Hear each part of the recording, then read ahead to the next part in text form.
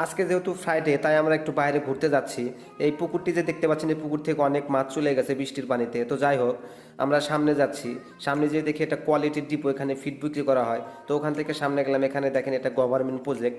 এই প্রজেক্টটার পরিবেশ খুব সুন্দর। তো যাই হোক, আমরা গাড়ির জন্য রোদের ভিতর দাঁড়িয়ে আছি অনেকক্ষণ ধরে, গাড়ি পাচ্ছে না। তো যাই হোক, দেখতে দেখতে একটা গাড়ি আসলো, এই গাড়িতে আমরা উঠলাম, উঠে যাবো আমরা সেই বাজারের দিকে।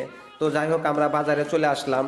এটা চান্দিনা বাজার, একটু মুরগি পোড়াচ্ছে, মুরগি পোড়ার দোকান। যাই হোক, ওটা খাবো না, আমরা ওখান থেকে চলে আসলাম ডাইরেক্ট কাঁচা বাজারে।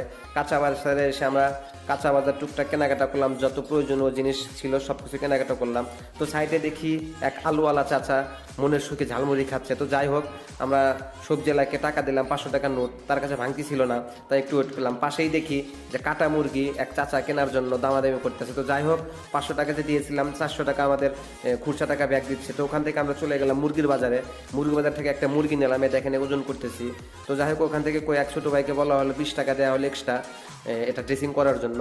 ড্রেসিং যদিও না, এটা জাস্ট করা। তো যাই হোক, আমরা ওখান থেকে বের হয়ে বাসায় যাব। তো ওভার ব্রিজ দেখতে পাচ্ছেন, ওভার ব্রিজে দিয়ে যাবো। ওভার ব্রিজ উঠে আমরা একটু নিচের ভিউটা নিলাম, সত্যি জোশ। তো যাই হোক, ওখান থেকে একটা অটো নিতে হয়, এই যে অটো নিলাম। অটোতে উঠে আমরা চলে যাচ্ছি সেই আমাদের বাজারের কাছে। তো যাই হোক, মাঝপথে এক চাচা উঠেছিল আষ্টা নামে এক বাজারে, সে বাজারে নামলো।